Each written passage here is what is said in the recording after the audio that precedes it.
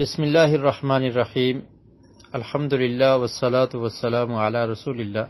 آج جو حدیث ہم پڑھیں گے یہ صحیح البخاری میں اس کا نمبر ہے 757۔ اس حدیث کے راوی ہیں حضرت ابو ہریرہ رضی اللہ تعالی عنہ۔ وہ بیان کرتے ہیں ان رسول اللہ صلی اللہ علیہ وسلم دخل المسجد فدخل رجل فصلى۔ نبی کریم صلی اللہ علیہ وسلم مسجد میں تھے اور ایک شخص مسجد میں آیا، فصلى، اور اس نے نماز ادا کی، فسلم علی النبی صلی اللہ علیہ وسلم، اور نماز پڑھنے کے بعد آ کر نبی کریم صلی اللہ علیہ وسلم کو سلام کہا، فرد، پیارے رسول صلی اللہ علیہ وسلم نے اس کے سلام کا جواب دیا، وقال، اور فرمایا، ارجع فصلی فانک لم تصلی، آپ واپس چلے جاؤ اور دوبارہ نماز پڑھو، آپ نے نماز نہیں پڑھی۔ فرجع یصلی کما صلی، وہ شخص واپس ہوا اور اس نے نماز ادا کی جیسے پہلے نماز پڑھی تھی۔ ثم جاء فسلم علی النبی صلی اللہ علیہ وسلم، پھر آیا اور آ کر نبی کریم صلی اللہ علیہ وسلم کو سلام کہا، فقال ارجع فصلی فانک لم تصلی ثلاثا، آقا علیہ الصلوۃ والسلام نے ارشاد فرمایا کہ آپ دوبارہ جا کر نماز پڑھیں، آپ نے نماز نہیں پڑھی۔ 3 دفعہ ایسا ہوا۔ فقال، تو اس شخص نے کہا، والذی بعثک بالحق ما احسن غیرہ فعلمنی، اس شخص نے کہا، اور ان کا نام تھا خلاد بن رافع، صحابی رسول ہیں، تو انہوں نے کہا آ کر کہ اللہ کے رسول، اس ذات کی قسم جس نے آپ کو حق دے کر بھیجا ہے، مجھے اس سے اچھا نماز پڑھنا نہیں آتا، اس سے اچھی طرح میں نماز نہیں ادا کر سکتا۔ ما احسن غیرہ، یہی بہترین طریقہ ہے جو اس کے ساتھ میں نے نماز پڑھی ہے اور مجھے ایسا ہی آتا ہے۔ فعلمنی، آپ مجھے سکھا دیں اس سے بہتر۔ فقال، تو پیارے رسول صلی اللہ علیہ وسلم نے ارشاد فرمایا، اذا قمت الى الصلاۃ فکبر، کہ جب آپ نماز کے لیے کھڑے ہوں تو تکبیر کہو، اللہ اکبر کہو، اور اس کے بعد فرمایا، ثم اقرأ ما تیسر معک من القرآن، اور پھر جو قرآن میں سے تجھے آسان لگے اس کو پڑھ لو۔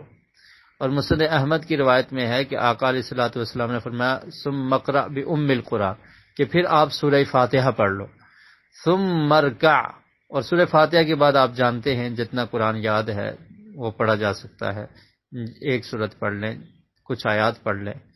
ثم ارکع، پھر فرمایا کہ آپ رکوع کرو، حتی تطمئن راکعا، یہاں تک کہ تو رکوع میں مطمئن ہو جائے، اچھی طرح سے رکوع کر۔ ثم ارفع حتی تعتدل قائما، اور پھر جب آپ رکوع سے کھڑے ہوں تو صحیح طرح سے کھڑے ہوں، آپ کے تمام جسم کے اعضاء اور ہڈیاں واپس اپنی جگہ پر لوٹ آئیں۔ تعتدل قائما، یعنی کہ رکوع سے آپ کھڑے ہوئے فوری سجدے میں گر گئے، یہ اچھا نہیں ہے، بلکہ فرمایا کہ تعتدل قائما، اچھی طرح کھڑے ہو جاؤ۔ ثم اسجد حتی تطمئن ساجدا، اور پھر آپ سجدہ کریں یہاں تک کہ سجدے میں آپ مطمئن ہو جائیں، اور سجدے میں وہ 7 اعضاء ان کو زمین پر ٹچ کرنا، دیگر روایات میں اس کا بھی ذکر موجود ہے، دونوں ہاتھ، دونوں گھٹنے اور پیشانی اور اس کے ساتھ ناک، تو ان کو زمین پر ٹچ کرنا ہے اور اطمینان کے ساتھ سجدہ کرنا۔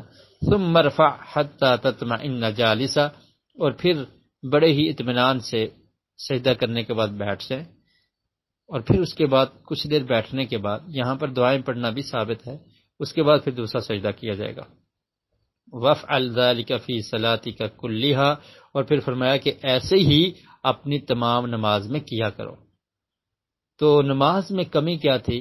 اطمینان نہیں تھا، نماز جلدی سے پڑھی گئی تھی، تو آقا علیہ الصلوۃ والسلام نے فرمایا کہ ارجع فصلی فانک لم تصلی، کہ آپ جا کر دوبارہ نماز پڑھیں، آپ نے نماز کو نہیں پڑھا۔ تو اس سے یہ پتہ چلتا ہے کہ نماز کو بڑے ہی پرسکون اور بڑی احتیاط کے ساتھ، اطمینان کے ساتھ، کہ ہر رکن کا خیال کیا جائے، قیام اچھی طرح سے، رکوع بہترین انداز میں اور سجدہ بہترین انداز میں مکمل کیا جائے، تو تب ہی نماز درست ہوگی۔